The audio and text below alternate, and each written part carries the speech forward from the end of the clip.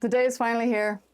For years now, you've watched me come on your screen and talk about science and pop culture. And then, out of the corner of your eyes, you have been seeing it right up there on my bookshelf, Project Hail Mary. You run to the comments and you harass me into talking about the science. Now, I knew that you guys loved this book, but in the past few weeks, I'm kind of realizing that a lot of people love this book.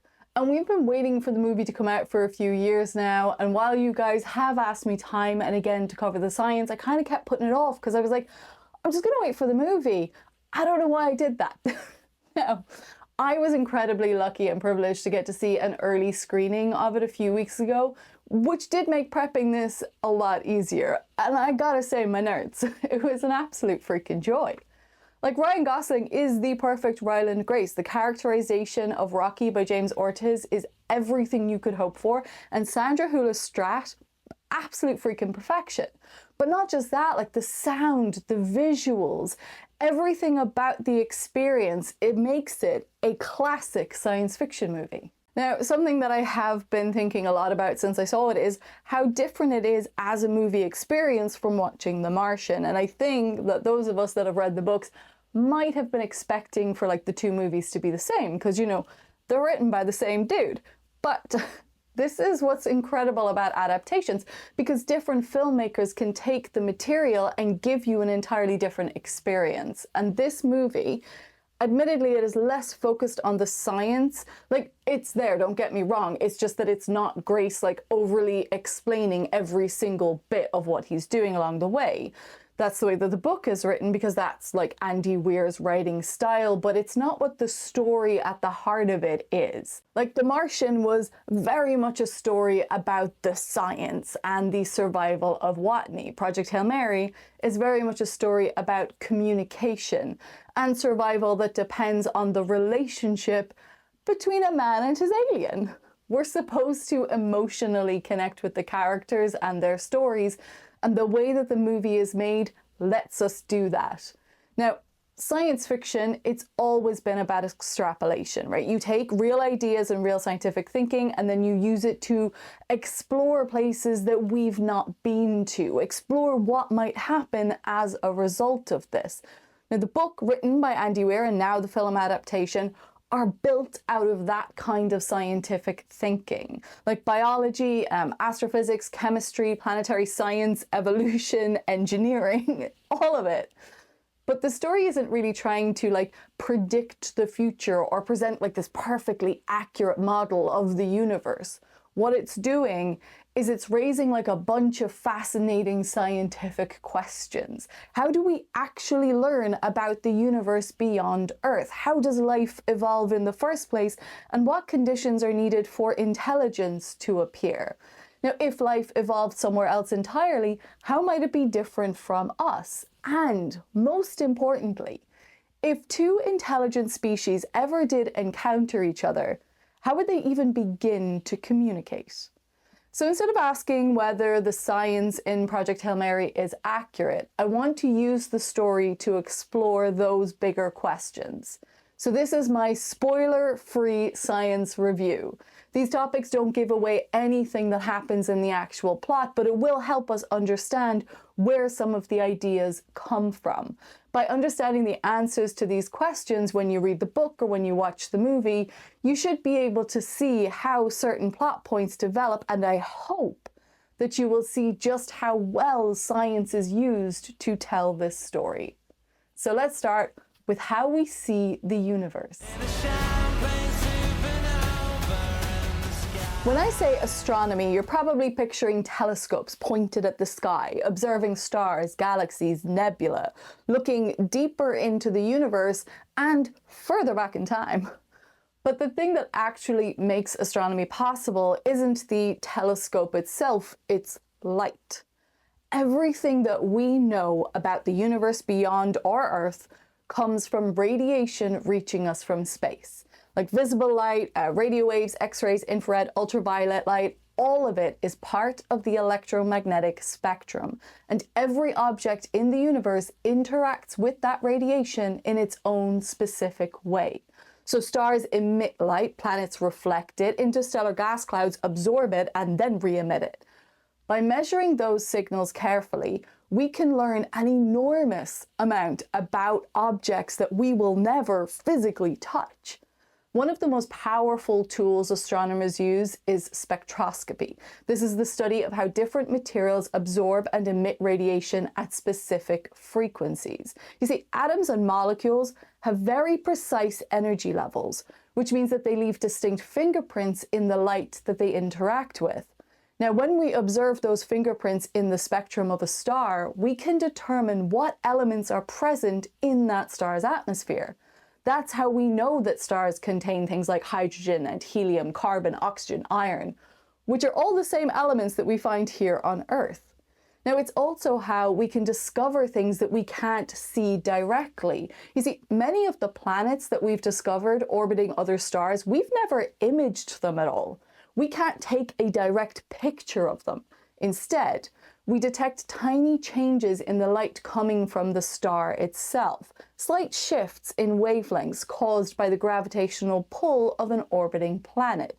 And from those tiny signals, we can measure the planet's mass, its orbit, sometimes even the chemistry of its atmosphere, if it has one.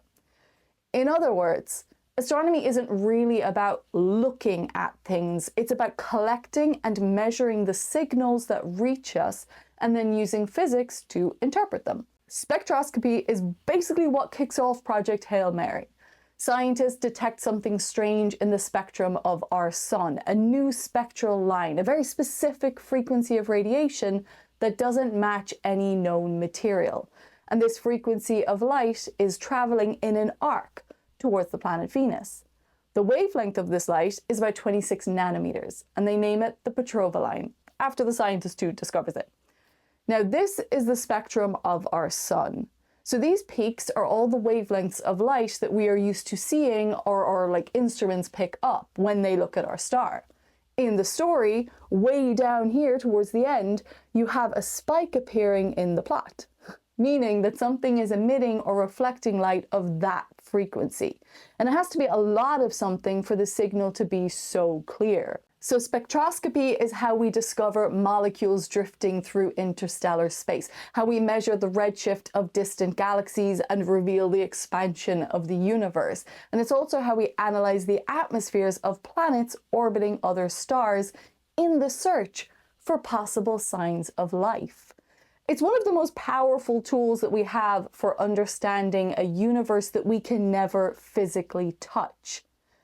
Now, that universe has been here for almost 14 billion years, and in that time, stars have formed, galaxies have evolved, planets have appeared and then disappeared, and then, on one small planet orbiting an average star, life emerged. Over billions of years, that life became more complex, more adaptable, and eventually capable of asking questions about the universe itself. So how does life actually begin? Is that me? Now later we're going to talk about life elsewhere in the universe, so we should probably start with the only example we actually know about, and that's life on Earth. Our planet formed about 4.5 billion years ago. And for like the first billion years or so, it was pretty hostile. The surface was hot, the atmosphere looked nothing like it does today, and the planet was like constantly being bombarded by debris left over from the formation of the solar system. But sometime during that early period, something new happened. Chemistry organized itself into biology. Now, exactly how that transition occurred is still one of the biggest open questions in science. Like, we don't have a single definitive answer yet, but we do have some important clues about the conditions that make life possible. One of the most important ideas is that life is fundamentally about energy. Every living organism needs a constant flow of energy to maintain its internal structure. Cells are these incredibly organized chemical systems, and maintaining that organization requires energy input. Without it, everything would just relax back towards a chemical equilibrium. Now on Earth, the most familiar source of that energy is sunlight. Plants, algae, and certain bacteria use photosynthesis to capture energy from the sun and convert it into chemical energy stored in molecules like sugars. That energy then moves through ecosystems as other organisms, like us, eat plants or animals. But sunlight isn't the only energy source that life can use. There are some microorganisms that live entirely off chemical energy, released by reactions between minerals in the Earth's crust. Others survive in extreme environments such as deep-sea hydrothermal vents, where energy comes from the interaction between hot rock and seawater rather than the sun. Hi, puppy, I'm sorry. Put my laptop on Lolly's bed. Now, what these examples show us is that life isn't tied to one specific environment. What it really needs is a stable source of energy and a chemistry capable of building complex molecules. And time. Like, a lot of time for evolution to take over. Evolution works through a simple process, variation and selection.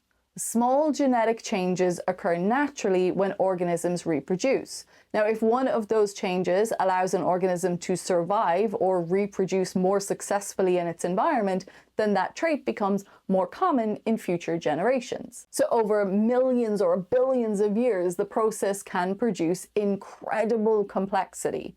Now, the earliest life on Earth was microscopic and single-celled, and for most of the planet's history, that's all that it was. Multicellular organisms only appeared around 600 million years ago, and then complex ecosystems developed even later. Eventually, one branch of that evolutionary tree produced organisms capable of abstract thought, language, and technology, which is how we ended up building telescopes and asking questions about the universe. So life on Earth evolved under very specific conditions. Our chemistry is based on carbon molecules interacting in liquid water. Our biology operates within a narrow range of temperatures and pressures. Our metabolism is built around the particular energy sources available on this planet. That doesn't necessarily mean, though, that life everywhere has to look like us. If life emerged in different environments, like different temperatures, different atmospheres, different chemical solvents, evolution might produce organisms that operate in ways that are very different from the biology that we're familiar with. Now, science fiction lets us explore those possibilities, like what kind of life might exist in environments that we might consider hostile, what forms of metabolism might evolve under different planetary conditions. How different could alien biology actually be while still following the same fundamental rules of chemistry and evolution? So the universe might be full of living systems that we've never imagined. But to find out, we can't only rely on spectroscopy. We have to go out there and see for ourselves.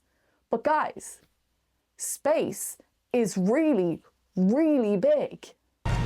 I'm several light years from my apartment. Space is unimaginably large. There's no clear way for us to truly understand the distances between things. Even the closest stars to us are incredibly far away. The nearest star system to Earth, Alpha Centauri, is about 4 light years away. That means the light that we see from those stars tonight actually left them 4 years ago. Now, sure, 4 years at light speed probably doesn't sound too bad, but, my nerds, the fastest spacecraft humans have ever launched, which is the Parker Solar Probe, reaches speeds of around 700,000 kilometers per hour at its closest approach to the Sun. That sounds insanely fast, right? But at that speed, it would still take thousands of years to reach Alpha Centauri, 4 light years away. It's important to understand here as well that the Parker Solar Probe has only reached those speeds because it is slingshotting around the Sun and getting a velocity kick with each pass. Actual human-carrying rockets using fuel to accelerate through space based on our current technology would take hundreds of thousands of years to reach Alpha Centauri. Tau Ceti, the star that appears in Project Hail Mary, is a real star, and that's about 12 light years away. Now, in the story, scientists discover that what's causing the Petrova line is absorbing energy from the sun, and our star is not the only one affected. The same thing is happening to every star in our neighborhood except one, Tau Ceti. This is a G-class star that's just a little bit smaller than our own. So if something that is serious enough to threaten life on Earth isn't happening in one place, we want to know why. But simply sending a spacecraft to investigate another star would already be a monumental challenge. Interstellar travel isn't just difficult because of distance, it's fundamentally an energy problem, which the more videos we make on this channel, the more you will realize how much it always comes down to energy. To move a spacecraft, you have to accelerate it, which means expelling mass in the opposite direction. That's the basic principle behind rockets, and it leads to one of the central limitations of spaceflight known as the rocket equation. Basically, the faster you want to go, the more energy you need, which means you need more fuel. And the more fuel you carry, the heavier your spacecraft becomes, which means you need even more fuel or even more energy to accelerate the new mass of your spaceship. Now, the relationship is not linear, it's logarithmic, so eventually more fuel just doesn't help, and you have an enormous ship that is basically just fuel and it can't go any faster. This is why most spacecraft travel relatively slowly compared to the speed of light. So if we ever want to explore the galaxy, we would need propulsion systems that operate on a completely different energy scale than what we're used to. Now, we already spoke a lot about rockets and the rocket equation in the last episode where I broke down the expansive fusion drive. So if you want to know more about different propulsion systems and what we can realistically achieve, then you should have a look at that video, and I'll put a link to it in the description. Or it'll be up about here somewhere. But for this one, we're going full science fiction. Stories about interstellar travel usually imagine new energy sources or propulsion methods that could push spacecraft to a significant fraction of the speed of light. All you need is an energy-dense fuel, something that releases a huge amount of energy relative to its mass, and it does it at very high speeds. If we can get our hands on something that has a very high exhaust velocity, then we can carry less mass. So in Project Hail Mary, the problem that is causing the Petrova line also becomes the solution to interstellar travel, making a mission to Tau Ceti possible, which is good because the Earth is super running out of time. Now, it's surprisingly fast to accelerate to the speed of light if you have a high energy density fuel and a fast exhaust velocity. If you could accelerate at 1G, then you can get to light speed in less than a year. Well, you can never actually get to light speed, but you can get pretty close. Now, in the story, the Hail Mary can accelerate at 1.5G and reach a top velocity of about 92% the speed of light. Now, at that speed, something interesting begins to happen to time. You see, according to Einstein's theory of relativity, the faster you travel relative to another observer, the more slowly time passes for you compared to them. This effect, known as time dilation, becomes really noticeable when you approach the speed of light, when you travel at what we call relativistic speeds. Now, for spacecraft traveling at relativistic speeds, the journey might feel shorter for the crew than it does for observers back on Earth. So the equation for time dilation shows us that the effect on time depends on your velocity relative to the speed of light. So at any velocity, there is time dilation, whether you are in a rocket, an airplane, or just jogging past someone. The thing is, at speeds that we're used to, that change is so tiny that it's just not relevant to our lives. But once you start to get to higher velocity, once you kind of hit over 50% the speed of light, then those differences start to become noticeable.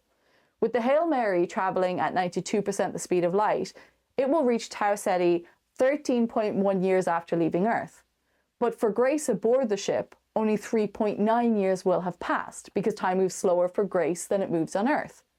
So while the distances between stars are enormous, the laws of physics don't completely rule out the possibility of reaching them in an astronaut's lifetime.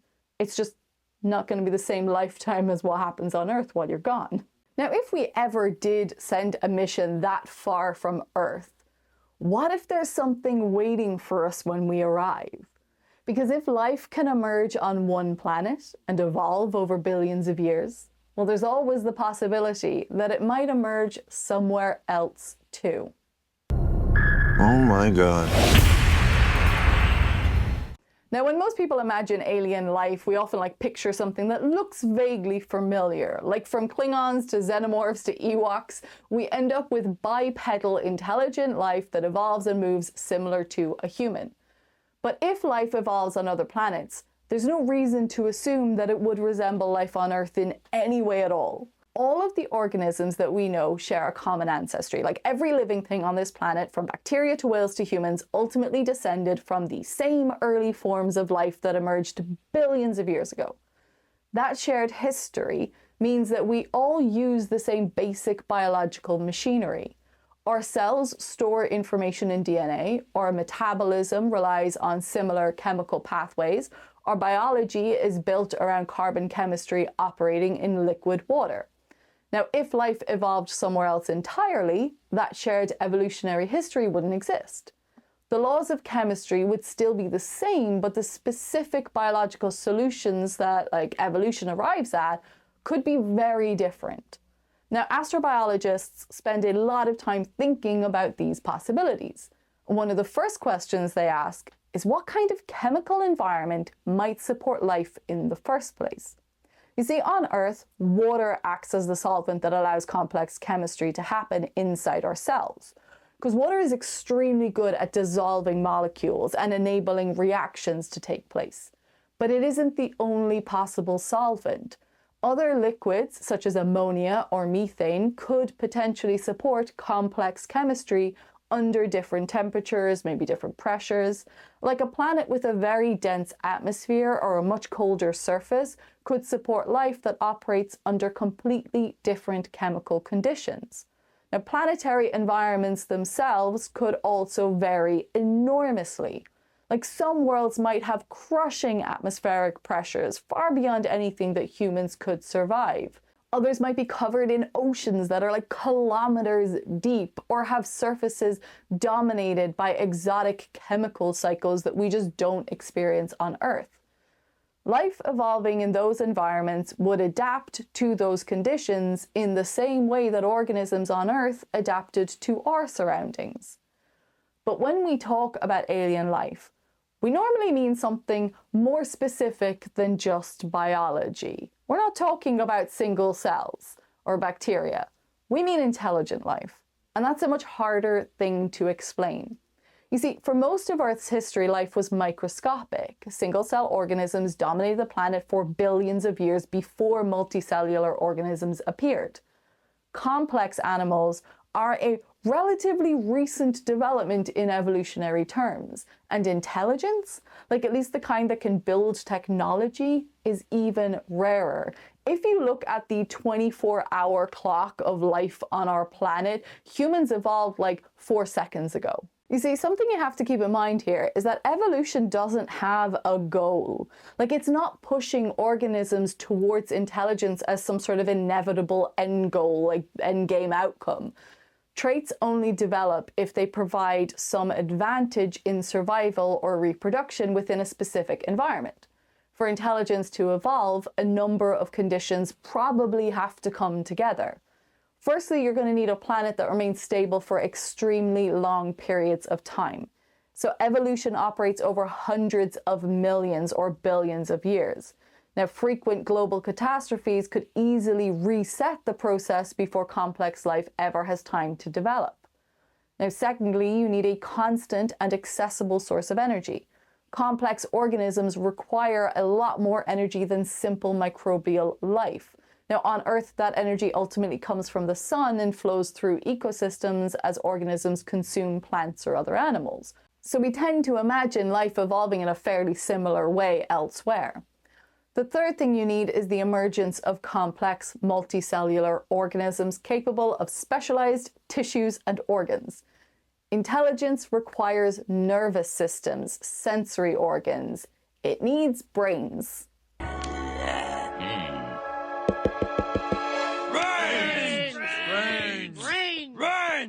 Structures that only appear after long periods of biological complexity can build up. And even when all of those conditions exist, intelligence isn't guaranteed. Like on Earth, millions of species have evolved over time, but only one lineage has developed the kind of technological intelligence that allows us to study the universe. That suggests that intelligence may be a rare evolutionary outcome.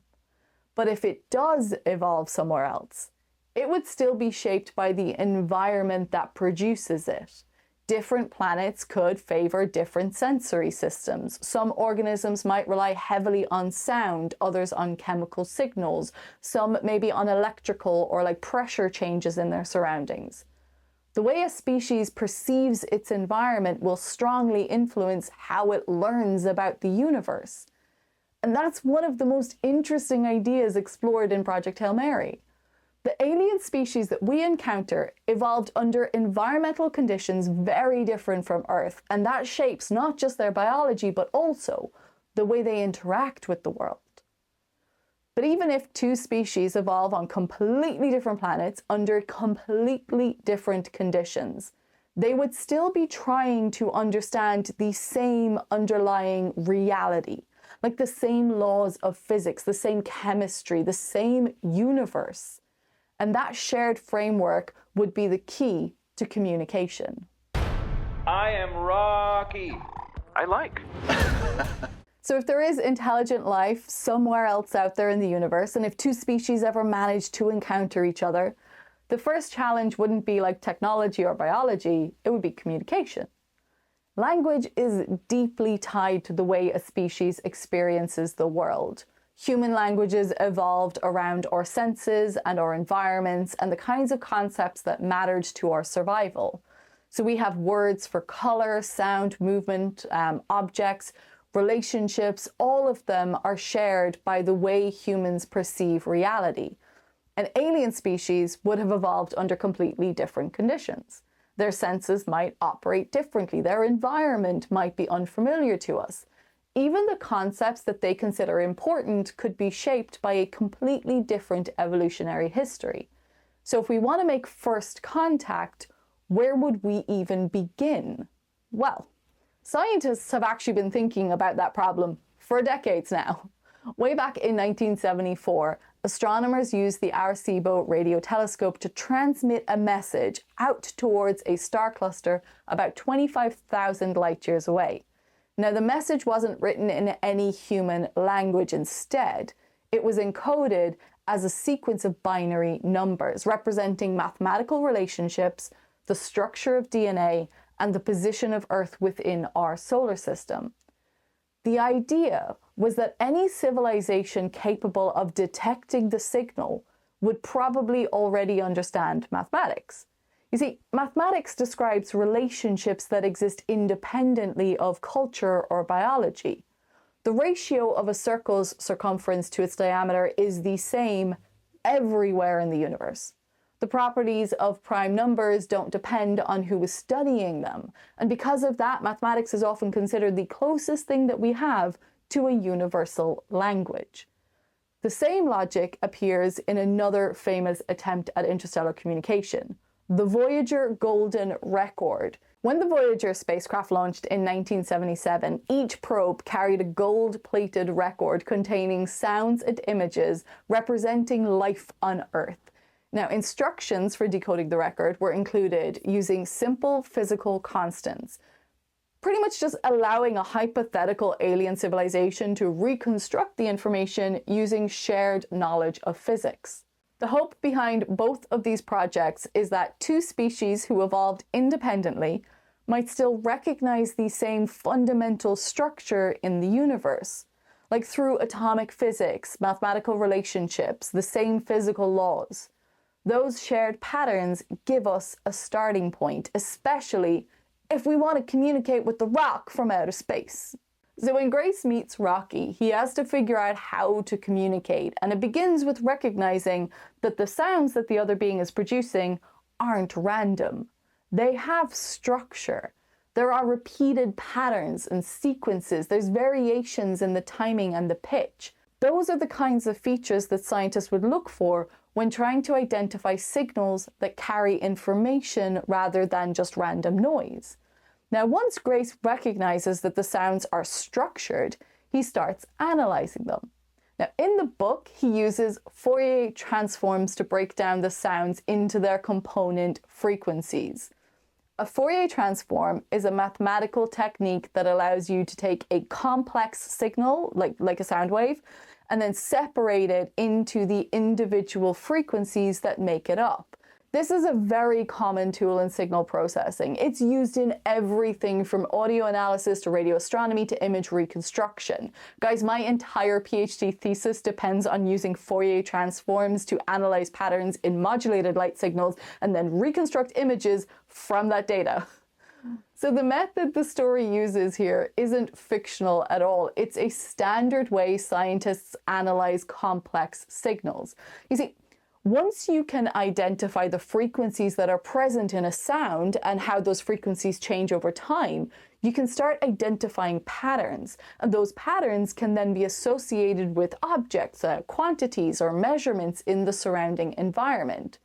Now, if two species can agree on just basic numerical relationships like counting objects, measuring distances, or comparing quantities, then those numbers can become anchors for more complicated ideas. Basically, if you figure out the structure of the sound for, say, the number 1, then you can recognize that structure when you come across it again. And gradually, those shared observations can build into a working system of communication. Now, sure, the speed that this happens in the story is obviously exaggerated for the sake of storytelling. In reality, developing a shared language between two completely different species would likely take much longer. But, guys, we're here for the plot. And the point is that the underlying approach is grounded in real scientific thinking. Communication doesn't start with culture. It starts with recognizing patterns and linking those patterns to the physical world. So two species who might experience reality very differently because their senses operate in completely different ways, they're still studying the same universe. And that might be enough to allow them to understand each other. Now, one of the things that tends to happen when a story like Project Hail Mary comes out is that people start arguing and nitpicking about whether the science is correct. I've seen a lot of comments about astrophage not being possible, or xenonite not being realistic, or alien biology not working the way that it does in the book, although how the hell would you know that? Those discussions, they can be interesting, sure, have at it if that's what you're into. But they often miss the point of what science fiction is doing. You see, science fiction isn't meant to be a catalogue of technologies that already exist. If the science in a story had to be exactly the same as what we currently know and can currently build, most science fiction would just disappear over. All these books would be gone, you guys. Interstellar travel wouldn't exist. Aliens wouldn't exist. Half of the interesting questions that the genre likes to explore would never come up. What good science fiction usually does instead is it starts with real ideas and then it extrapolates them. It takes them beyond what we currently know. And Project Hail Mary does this constantly. The book uses real concepts from astrophysics, biology, planetary science, and then it extends them into situations that haven't happened yet. Astrophage exaggerates the idea of organisms harvesting energy, sure. Rocky's biology takes discussions from astrobiology about alternative chemistries and creates a fully realized alien ecosystem. The communication between the two species builds on the idea that mathematics and shared observation of the physical world could act as a bridge between different intelligences. None of those ideas are meant to be taken as literal predictions or explanations for real science. They're tools. They're just there to explore a question. The science creates the situation, but the story, it's really about communication. Rocky comes from a completely different world, with different senses, different chemistry, and a completely different way of experiencing the universe. And somehow, the two of them manage to work together. They learn each other's language, they share ideas, they run experiments together, they solve problems the way that scientists tend to solve problems, by observing things carefully and testing explanations until something works. Andy Weir tends to write science fiction that assumes scientific thinking is useful and cooperative. The characters aren't cynical about knowledge because they rely on it. That's probably why The Martian resonates with so many people as well, because it's a story about surviving through engineering and problem solving. Project Hail Mary does something really similar, but it just adds this other layer. It shows that scientific thinking can also act as a bridge between completely different intelligences. Grace and Rocky don't share culture or biology or language, but what they share is curiosity and the ability to test ideas about the world around them. So when people talk about whether the science in the story is accurate, that's just not really the question that matters here. The interesting question, look, for me anyway, and what we do on this channel, is whether the science is used well. And in Project Hail Mary, it absolutely is. The ideas are imaginative, they're built from real scientific thinking, and they create a story that explores how two very different species might still manage to understand each other. And that's classic science fiction.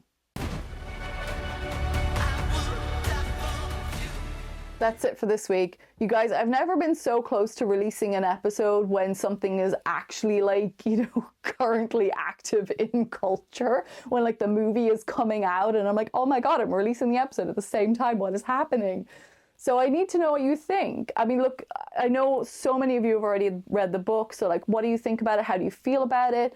But if you've seen the movie, how do you feel about the adaptation? How do you feel it went? And also, if there's anything that you would like me to cover or any topics that you want for me, then please do let me know in the comments.